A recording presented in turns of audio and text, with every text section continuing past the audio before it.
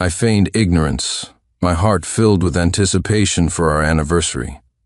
But on the day, I waited for her at the restaurant for 3 hours. She never showed up. Then, I saw the Rolex on her assistant's wrist. I just mentioned it casually. I can't believe Vicky actually remembered. It feels so good to be cherished by someone. I scoffed and commented with 2 words, perfect match. Unexpectedly, Victoria Valdez's call came right after, her voice sharp and piercing. "Sincere Clark, how can you be so petty? It's just a watch." Chapter 1. I didn't offer any explanation, merely stating, "Today is our 3rd wedding anniversary." The interrogation and scolding on the other end of the line ceased abruptly. She hastily shot back, "We're an old married couple. Don't be so childish." She hung up without a second thought.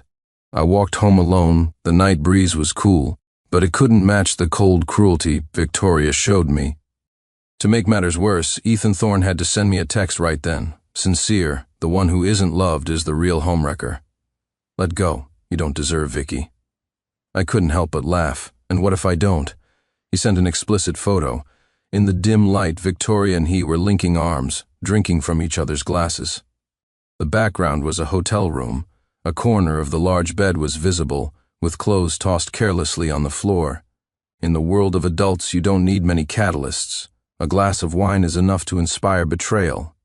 I saved the evidence. Scrolling through my chat history, I realized Ethan had sent me quite a bit of proof over the past 6 months. It was time for a showdown. My lawyer drew up the divorce papers. I glanced at them and forwarded them to Victoria.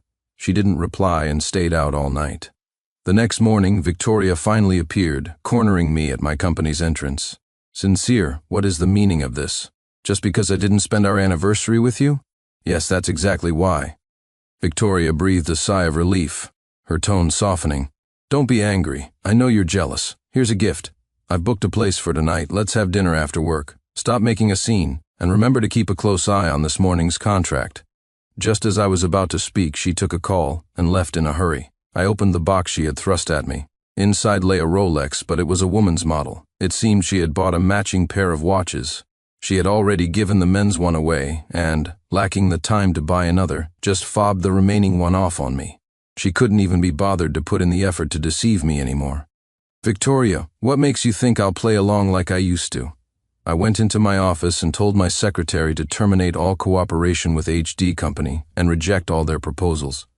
Did Victoria, whose company only gained a foothold in the market thanks to my technology, really think her net worth had skyrocketed in the last 2 years because of her brilliant investment acumen? People who betray their marriage deserve what's coming to them. The moment the email was sent, Victoria's call came through. "Sincere, what's wrong with your company?" The email I received said our proposal wasn't suitable. What's not suitable? It already passed all the reviews. Nothing is suitable. Whoever drafted that proposal produced a pile of utter garbage. If there's nothing else, I'm hanging up. I ended the call. A friend sent me a video of Victoria yelling in her office. "Sincere, that woman must be crazy, thinking she's untouchable," he texted. "And that Ethan Thorne is even more arrogant, claiming he can land huge deals.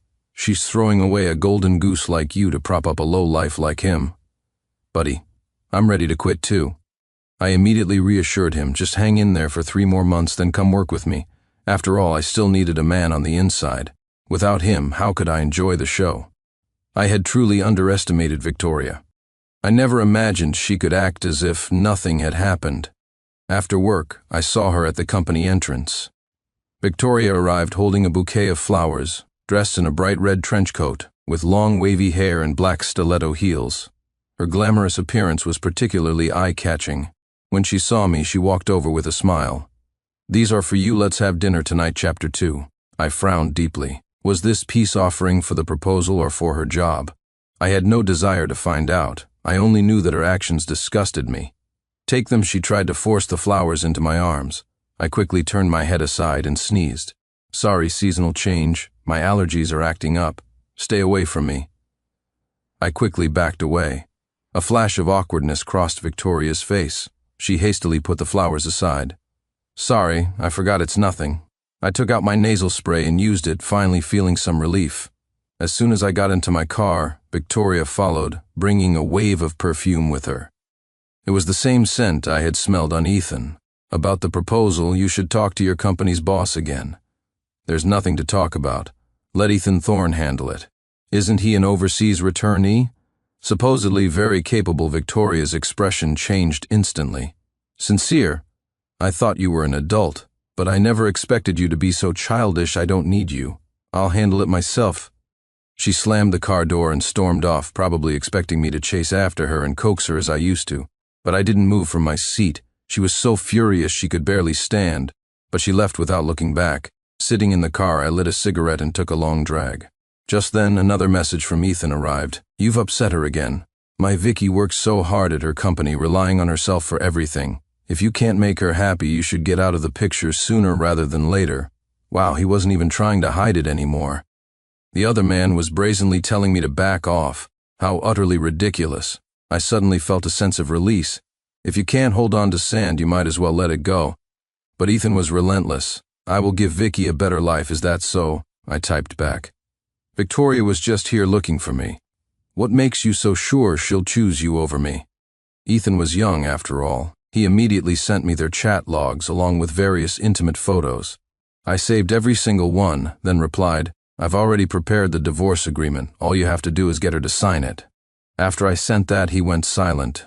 I knew he couldn't wait. When I got home, I cleared out everything. I packed up all the clothes in her closet. Then I listed the house with a real estate agent. This was my prenuptial property. Victoria wasn't going to get a cent from it. I shipped all of her belongings to her parents' house and called my mother-in-law, Eleanor, and father-in-law, Arthur, telling them these were things Victoria rarely used and there was no room for them. My mother-in-law was still dissatisfied. Then why don't you buy a bigger house? Our Victoria has really suffered being with you. I said nothing, hung up, and sent the evidence I had collected to my lawyer, instructing him to redraft the asset division. I wanted 90%. Then I called a moving company. I moved back in with my parents and told them bluntly that I was getting a divorce. My mom touched my head. Sincere, have you lost your mind? Your career is just taking off, and you want a divorce? What's gotten into you? Are you seeing someone else? My mom raised her hand as if to hit me. I calmly said, the one who's having an affair isn't me, it's Victoria. My mom didn't believe me until I showed her the voice recordings of her conversations with Ethan and all the other evidence. After she saw it, her face turned pale. My mom staggered and sat down on the sofa. After a long silence, she said, that little bitch, I'm going to tear her apart. Chapter 3. I quickly stopped her. It's fine, I'll handle this myself. I'll be living here for a while.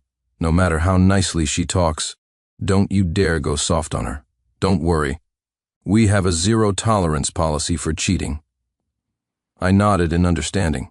Just then, my assistant called to tell me that a company in our industry had invited me to give a technical lecture and asked if I wanted to accept. Accept it. You arrange the time. The lecture was the very next day. When I arrived at the venue as scheduled, I was surprised to see Victoria and Ethan. I was wondering what was going on when it hit me. All the major company leaders would be here today. If she wanted to talk business, this was the perfect occasion. When Ethan saw me, he raised an eyebrow. Vicky, what did I tell you? He definitely can't bear to lose you. He regrets it. Victoria sneered. You've already sent the divorce papers, Sincere. Is there any point in doing this now? I shrugged. Think whatever you want. I'm serious about the divorce. As for today, I was invited to attend. You? Victoria was dismissive. Didn't you say you're just a junior employee? This lecture is a networking event for industry leaders. You? What about him then? I pointed at Ethan. Victoria looked as if she'd heard the funniest joke. Ethan is an overseas returnee. His technical skills are solid. He came back with a prestigious background. How can you compare to him? I understood, but I didn't argue with her. As I was about to enter, Victoria blocked my way. That's enough, Sincere. Don't make a fool of yourself. We'll talk about our issues at home. This isn't the kind of event you can attend. Leave now. I found it laughable. She was telling me to leave? Are you sure? Vicky told you to go.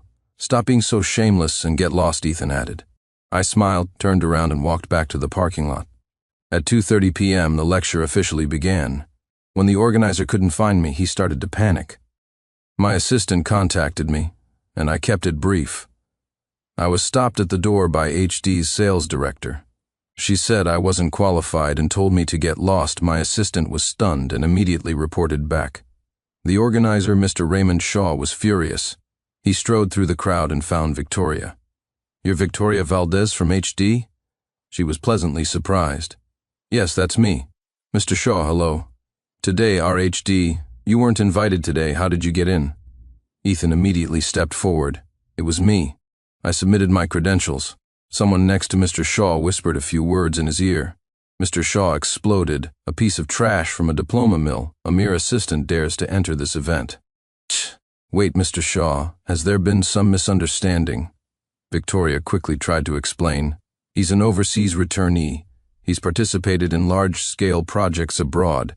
It wasn't a diploma mill through my assistant's live video feed." I watched Victoria defend Ethan, feeling not a single ripple of emotion. Once upon a time, she knew perfectly well that I was promoted because of my technical skills. She even bought a cake to celebrate. How long had it been, and she had already forgotten everything. Ethan's skill level was, at best, basic coding. A high-level seminar like this was about solving complex corporate challenges. It was far beyond his kindergarten-level capabilities. He wouldn't even be able to understand the discussion. Mr. Shaw suppressed his anger.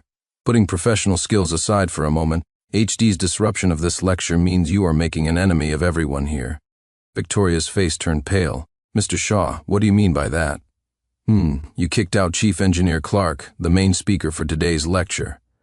I, Raymond Shaw, am unilaterally announcing the cancellation of all cooperation with HD Chapter 4. Victoria was stunned. "Chief Engineer Clark?" My assistant couldn't stand it anymore and stepped forward to kindly inform her. "Chief Engineer Clark is Sincere Clark. He's the technical expert invited for this lecture. I can't believe you actually kicked him out." Victoria's face went deathly white. Ethan, standing beside her, was in shock. "How is that possible?" My assistant rolled her eyes. "Why wouldn't it be possible? Do you think your meager skills can compare to Chief Engineer Clark's? And you had the nerve to boast outside. Now where did you chase him off to? If you don't bring him back, HD is going to incur the wrath of everyone here." All eyes in the vicinity turned toward them, filled with contempt. Victoria knew this was serious and rushed out, dragging Ethan with her. When I saw them sprinting towards me in the parking lot, I couldn't help but laugh. Victoria threw herself in front of my car. "Sincere, quick, come inside with me. If you don't come now, we're finished." I glanced up at her but didn't move. Victoria grew frantic. "Sincere, I'm talking to you, I hear you. But I don't feel like moving right now. After all, I'm not worthy." Hearing this, Victoria gritted her teeth. "I'm sorry. I was wrong. Now please come back with me." I remained seated. You tell me to get lost and I get lost. You tell me to come back and I come back. What am I, some kind of pathetic dog? I looked at Ethan. "A moment ago you both said I wasn't worthy, so I should go back now." I pretended to start the car. Victoria grabbed my wrist. "What do you want? Tell me." "I'll do anything." I looked up at her. "Really? Absolutely fine. Sign this."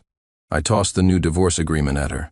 The moment Victoria saw it, she erupted in anger. "Sincere, you did this on purpose. You want 90% of my assets? You might as well just kill me die now, or be utterly disgraced later. The choice is yours. HD Company won't spare you just because you're an executive at that." She clenched her jaw. Ethan was indignant. "Sincere, don't go too far. Every penny Vicky has earned over the years came from her hard work. How dare you?" I shot him a sideways glance. "Why wouldn't I dare? And I have you to thank for giving me the evidence." Victoria gritted her teeth, her phone buzzing incessantly. Right now, I was likely the only one who could save the situation. She had no choice but to sign the agreement. "You win," I smiled. "Thank you. And remember, in 1 month, we go get the official papers. I know when to quit while I'm ahead." I gathered everything, got out of the car, and headed straight for the conference hall. After I took my seat, it was no surprise that Victoria and Ethan were barred from entry. They couldn't afford to face Mr. Shaw's wrath and were sent away. Inside, my 3-hour lecture was filled with brilliant insights, earning thunderous applause from the entire audience. I also provided some technical support on the spot, solving some of their major problems. After the lecture, Mr. Shaw specifically invited me to dinner. At the table, he looked at me with a grin. "Today's show was well acted, wasn't it?" "Thank you for your cooperation, Mr. Shaw. A trivial matter. I saw it long ago. That woman is short-sighted, treating a major figure like you as a nobody. Does she still not know your position in the company?" I shook my head. I never told her, and she never cared to ask. Chapter 5. It wasn't that I hadn't tried to tell her, but Victoria was always impatient. She would often say, "I don't need to hear about the trivial matters at your company. What kind of trouble could someone at your level have? Just clock in, clock out, and collect your fixed salary. She was an executive at HD, while I was, in her eyes, just a junior employee. The only thing she found acceptable about me was that my company was the #1 leader in the industry. She didn't care about anything else. At that moment, Mr. Shaw smiled. In that case, what are your plans now? Cooperation with HD is impossible. I hope you understand that, Mr. Shaw. But of course, if Chief Engineer Clark says so, they have absolutely no chance of making a comeback. I nodded, and we exchanged a knowing smile. Over dinner and drinks, the bosses of several major companies understood the situation clearly. Victoria and I were at odds. In the future, HD would likely be ostracized by us as well. When I got home, Victoria called. Her voice was seething with anger. Sincere, where are my things? I've already sent your things to your parents' house. Also, I've listed the house with an agent. You have 3 days to move out. How can you be so heartless? We were married after all. Are you in such a hurry to get rid of me because you found someone else? Her words made me laugh in disbelief. Oh? Was the bed at the hotel comfortable? Victoria, don't make me take you to court. If you do, I will ensure your reputation is completely destroyed. I hung up and immediately blocked her number, wanting no further contact with her. But to my surprise, the next day, Victoria had her parents come over to plead her case.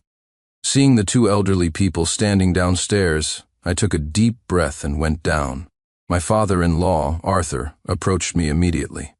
Sincere, whatever issues you and Victoria have, you should talk them out properly. How can you just decide to divorce exactly? Our Victoria has suffered so much being with you, Eleanor, my mother-in-law chimed in. If she's suffering so much, then why stay with me? I'm setting her free. Hearing this, my mother-in-law's mouth opened, but no words came out.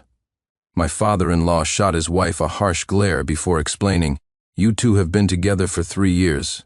Victoria was wrong, but you showed her very little concern. You have your faults too. Now you both shouldn't be so impulsive. It's always best to stick with your first spouse. Don't do anything rash. That's right. You and Victoria should have a child. With a child, there won't be any more problems between you. I couldn't help but laugh. How could they have the nerve? After everything that had happened, they still wanted me to have a child with Victoria.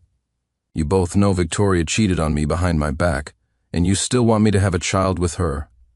I want nothing more to do with your Valdez family. Otherwise, don't blame me for being ruthless. I'm not afraid of a scorched earth outcome. At worst, I'll ruin Victoria's reputation completely, but I will not let you people discuss me like this. My mother-in-law jumped up, ready to argue, but I shot her a glare, immediately took out my phone, unblocked Victoria, and called her. Victoria, you have 20 minutes to get your parents out of here. Otherwise, I will publicize the affair of an HD executive. If you don't want years of hard work to be destroyed, then let them continue making a scene. I hung up and turned to leave. My mother-in-law was still cursing behind me, but I didn't engage further. I simply went back inside and informed my assistant that I would be attending the upcoming Chamber of Commerce banquet and to make the arrangements. Chapter 6. I wanted Victoria to see that without me, she was nothing. It wasn't about being petty with her. I had just never revealed my true status before and had skipped some of these events. But things were different now. About 15 minutes later, I looked out the window and saw Victoria arrive downstairs. She frantically hustled her parents away. The 2 elders stood on the sidewalk, seemingly hitting her a couple of times. Victoria looked anxious as she quickly pulled them away. I couldn't help but sneer. Only now does she feel fear. It's a bit too late for that. Meanwhile, Ethan was still tirelessly trying to provoke me. He sent a text. Since you're getting a divorce, can you stop contacting Vicky from now on? I directly sent him the recording of my conversation with her parents. I had learned to be cautious, not just with Victoria, but with her parents as well. All meetings with them had to be recorded. It seems the old folks are quite fond of me. They even want me to have a child with her. Ethan, you'd better step up your game. Don't end up failing to steal my wife only to get kicked to the curb yourself. Ethan flew into a rage, sending a 1-minute voice message. I didn't need to listen to know it was full of curses. I deleted it without listening and blocked him. He was still too green to play games with me. Half a month later, the local Chamber of Commerce held its annual banquet, inviting executives and management from all the major companies. HD Company's reputation was on thin ice after the incident where they kicked me out. I don't know what Victoria told her superiors, but she somehow escaped punishment. She came to the banquet too, parading Ethan around as usual, completely ignoring the stares from those around them. When she saw me, she rushed over. "Sincere, we need to talk. What is there for us to talk about?" Victoria looked at me with a smirk. "Of course there is. We haven't officially divorced yet. We're still husband and wife. Come over here, I have something to say to you." I had no choice but to follow her to a corner. "What is it? Say it." "The executives at HD have spoken. Because of what happened with you last time, the entire industry has a problem with me. I just need one more project to secure my position. Don't worry, if you help me, I promise I won't bother you again." To this day, Victoria still had the audacity to make demands of me. It made me laugh. "What gives you such confidence?" "The fact that you and I are still a unit. If I don't do well, it reflects poorly on you too. Or do you not want the divorce? Once the 30-day cooling-off period is over, what can you do if I change my mind? Even if you sue me, the court won't grant a divorce on the first hearing, and who knows how long you'll have to wait for a second one. Sincere. As long as I don't agree, you can't get rid of me hearing this," I sneered. "Victoria, you can't threaten me." I refuse. A layer of anger rose on her face. "What's so great about you? Sincere, you're just a tech guy in the face of capital. You're nothing. Then we'll just have to wait and see." I turned and walked away, Victoria clenching her fists behind me. I watched her run around, putting on a smile, but no one paid her any attention. Mr. Shaw came over and clapped me on the shoulder. "Chief Engineer Clark, let me introduce you. This is my niece, Rachel. She just graduated with her PhD this year." I turned to look at the short-haired young woman beside him. She was sharp and brilliant, completely different from Victoria. Her eyes held a wisdom and a sense of distance. I nodded. "Hello, I'm Sincere Clark." I extended my hand. "Hello, Rachel Shaw." Chapter 7. Mr. Shaw looked at me and said, "My niece is outstanding. She just finished her PhD, and several research institutes are fighting over her, but we're not sure which is the best fit. Chief Engineer Clark, do you know anyone who could give some advice? This girl has spent her whole life in an ivory tower and doesn't get out much. As a businessman, I don't understand these highly specialized fields. The only person I could think of with this kind of network is you." He wasn't wrong, and I had no reason not to help. I chatted with Rachel about her field of study and reached out to a university classmate who worked at a research institute for his opinion. Just as we were having a pleasant conversation, Ethan Thorne appeared out of nowhere. He sneered at me. "No wonder you were so snide with Vicky, yet you're all smiles with another woman. Sincere, does she know you're not divorced yet?" Before I could speak, Rachel frowned. "What does my conversation with him have to do with his marital status? You're a very strange person." I nodded. "It's because he has a dirty mind, so he sees everything as dirty. He interfered in my marriage. I've already signed the divorce papers." "So he's the other man," Rachel concluded. Ethan's face turned livid. "What did you just call me? Am I wrong? Isn't this what you wanted, for me to announce it to the world?" Ethan panicked. He knew I was capable of doing it. After signing the divorce papers, my whole demeanor had become more formidable. He shot me a hateful glare. "Let's see what kind of great woman a divorced man like you can find." I just smiled without saying a word. Rachel raised an eyebrow. "Is that what he's worried about? As the chief engineer of Yaohui Group, you think you'll have a shortage of women?" At these words, Ethan froze. Victoria, hearing the commotion, walked over. "What did you say? The chief engineer of Yaohui Group is you?" Sincere, she simply couldn't believe it. I nodded under her astonished gaze. She was completely stunned. "You? Why didn't you tell me sooner?" I thought for a moment. "If I had told you sooner, would you not have betrayed me? Victoria, does fidelity depend on my job title?" My question made her face flush and pale in turns. After a long moment, she said in a low voice, "Sincere, you're so cruel. You set a trap for me and took 90% of my assets. I will not go through with this divorce. Try me." I raised an eyebrow and looked at Mr. Leonard Lawson standing behind her. "I will never cooperate with HD, especially since you employ her as an executive." Hearing this, Mr. Lawson became furious. "Victoria Valdez, look at the mess you've made." HD's reputation was already hanging by a thread. They were hoping to recover their standing at this annual event, but with one sentence I had blocked all their escape routes. And the main culprit was Victoria Valdez. "You're fired as of today. HD no longer has you as a director." Victoria was dumbfounded. "Mr. Lawson, no, please let me explain. It's not what you think, Mr. Lawson, but..." Mr. Lawson had lost his patience. The commotion was getting too loud, and security guards came over and escorted them all out. Victoria pleaded all the way out, but not a single person spoke up for her. As for Ethan, he was about to slip away unnoticed when I stopped him. "Ethan Thorne, the same goes for you. From now on, I forbid you from ever appearing in front of me again." Ethan shrank back, not daring to speak. He knew I meant what I said, and that I had more than enough power to make him regret it. Beside me, Rachel smiled. "This is more like the real Chief Engineer Clark. The way you were before was so repressed. This is the real you." Chapter 8. I shrugged, not denying it. This was who I really was. When I married Victoria, my parents didn't disclose our family's business so as not to make her feel insecure. As Victoria got promoted, she started looking down on me more and more, even belittling me.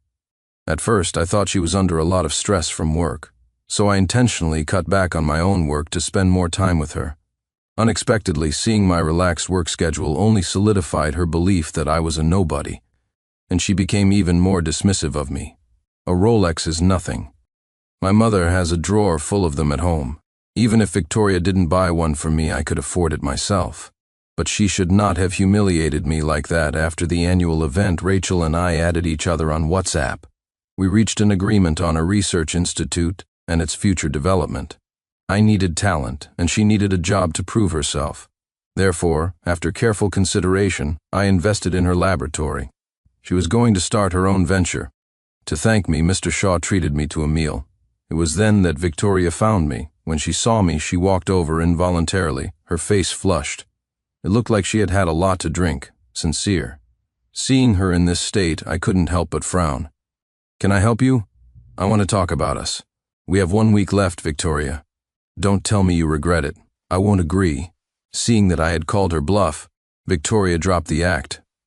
"But I do regret it. I don't want to divorce you. I still love you, sincere. Let's get back together." She pleaded desperately, which only made me laugh. "You brought this on yourself. I never wanted to have a complete falling out with her. A clean break would have been fine." But she wasn't satisfied and kept provoking me. I took out my phone and sent a message to my assistant. "Victoria, this is your last chance." I shook my phone at her. "The scandal will be all over the internet by morning. You're on your own." With that, I turned to leave. But Victoria shouted defiantly, "You will regret this. I will not divorce you." The divorce was a done deal, but I would use public opinion to make her give up for good. Overnight, my assistant pushed the story out everywhere, spreading the details of Victoria and Ethan's affair all over the internet. He even made sure to tag HD Company. Mr. Lawson issued a statement late that night, clarifying that Victoria had been fired long ago, and Ethan was never their employee. Their actions were personal and had nothing to do with HD. Both of them were now unemployed, and with a scandal like this, finding a job would be impossible. Victoria's reputation was in tatters. Not only did she cheat during her marriage, but it turned out Ethan had a girlfriend before he returned to the country. He got together with Victoria shortly after his return, two-timing them both. When his scandal was exposed, his girlfriend saw it from abroad and went live on social media, branding Victoria a homewrecker. A male homewrecker and a female homewrecker had found each other. Two peas in a pod. However, any information about me was scrubbed from the internet. Victoria tried to leak details, but the posts were deleted as soon as they appeared. She must have realized I was behind it and finally understood the true extent of my power. Without even showing my face, I had completely defeated her. As for Ethan, people dug up his past. He had a history of leeching off wealthy women during his school days. He was a habitual offender. His university was a diploma mill, and he had no real skills, just coasting through life. He had gotten into HD by latching onto Victoria. Suddenly, HD's reputation plummeted. How could a graduate from a diploma mill get into a major corporation? Didn't they do background checks? Netizens relentlessly mocked them. Mr. Lawson was at his wits' end. Even after firing them, HD couldn't escape the fallout. He was furious and vowed to teach those two a lesson. Everyone involved in their hiring process was demoted, fired, or held accountable. Chapter 9. The internet was full of gawkers. Unable to go home, Victoria had no choice but to come to my parents' house to find me. I froze when I saw her. I gave my mom a questioning look. She shrugged and whispered, "You don't hit a smiling face. You two still have a few days before the divorce is final," so I had to let her in. Victoria said shamelessly, "Mom is right. Sincere, we're still husband and wife. I was furious. I'm an easygoing person, but the one thing I cannot tolerate is someone crossing my bottom line. To dare to harass my parents was unbearable. Victoria, you have 3 seconds to get out, but Victoria persisted. I have something to tell you. Ethan and I have broken up. Sincere, can we not get a divorce? I don't want any of your assets. I just want to be with you from now on. She was unemployed, and her reputation was ruined. She needed a safety net, and I was her last hope. Look, I even got the Rolex back. This watch was originally for you. Ethan just pestered me until I gave it to him. Now it's back with its rightful owner. I sneered. You only thought of me when you had nowhere else to go, didn't you? This is all your own doing. The moment I found out you cheated, my heart died. Now get out of my house. Victoria looked pleadingly at my mom. Mom, My mom held up a hand. Don't you dare call me mom. I don't have a daughter like you. Besides, my son has been cheated on so blatantly. The only reason I let you in is because I have class. But don't think class is all I have. I also know a bit of self-defense. If you have the nerve to come here and harass us again, I won't hesitate to get physical. My mom raised her fist, and Victoria, terrified, jumped up and ran to the door. She looked back at me. Sincere, you'll regret this. My biggest regret is ever meeting and marrying you. The past 3 years have been so draining. I don't even know how I survived Get Out after that incident. Victoria didn't come back. A week later, we received our divorce certificates. Surprisingly, Ethan was there too. Sincere, you may be powerful, but all you have is money. What we have is love. I was amused by him. What is love? 2 penniless people with no careers left, with nothing but their pathetic love. Then by all means, enjoy your love. I wish you two a lifetime locked together. I walked away without a backward glance. Victoria watched my retreating back for a long time. Back at the company, my assistant presented me with my schedule for the next 6 months. I had slacked off a lot for the sake of my family, but I couldn't do that anymore. It was time to go full throttle. I had to at least reclaim everything I had lost. As the work intensity ramped up, the employees below me were fired up too. The company's compensation was already good, and with my return, many bonuses and benefits were doubled. They worked with even more vigor. The next time I saw Victoria was at a cocktail party. She was with Ethan, bowing and scraping to others. After she left HD, Mr. Lawson had vowed to blacklist them across the industry. No matter where Victoria went, she couldn't find a job. So she started a small studio herself. Whether it was bad luck or not, the studio consumed all her funds. Victoria's parents sold their old house to support her, even vowing to compete with me. Unfortunately, the current business climate was tough. They had no technology and no reputation. Victoria's journey had been a series of stumbles, and she had already lost most of her investment. Mr. Shaw, standing beside me, remarked, "The whole industry is laughing at her now, just toying with her. Everyone knows she's on bad terms with you. She really played a good hand into a complete mess. People who knew me said I used to be a whipped, love-struck fool. But things were different, now. It was as if I'd flipped a switch, determined to make up for the work I'd missed over the past few years. I hadn't paid any attention to her for a long time. Victoria saw me from a distance. Ethan was pulling her, wanting to come over to me, but she stopped him. They seemed to be arguing about something. It looked like Ethan wanted her to come and beg me, but Victoria didn't have the courage. She knew I would never compromise or help her. Ethan got angry and, regardless of the crowd, slapped her across the face. Victoria stared at him blankly for a moment, said nothing, then turned and walked away. Ethan cursed at her back before turning to another wealthy woman with a fawning expression. They became the joke of the party, and no one paid them any mind. But I knew Victoria wasn't the type to suffer in silence. Sure enough, a few days later, I heard the latest news about them on the trending topics. Victoria and Ethan had gotten into a huge fight, and a knife was involved. By the time the neighbors heard the noise and called the police, Victoria had already stabbed Ethan until he was a bloody mess, and she herself had a miscarriage due to massive blood loss. Both were rushed to the hospital for emergency treatment. Victoria had to have a hysterectomy, and Ethan's reproductive system was permanently damaged, leaving him unable to have children. When they woke up, they started fighting again, their screams and curses filling the hospital. When I saw the video circulating online, I just shrugged. This was the love they yearned for. I hoped they would continue to enjoy it thoroughly. As for me, I led the Yaoi group to new heights. By my side were my team and Rachel Shaw. Her laboratory had started to take shape, hiring a group of PhDs to begin new research projects. She said she loved the tranquility of the lab, and the joy of overcoming a difficult problem was something no amount of money could buy. I would occasionally visit her, and she would share her latest projects with me.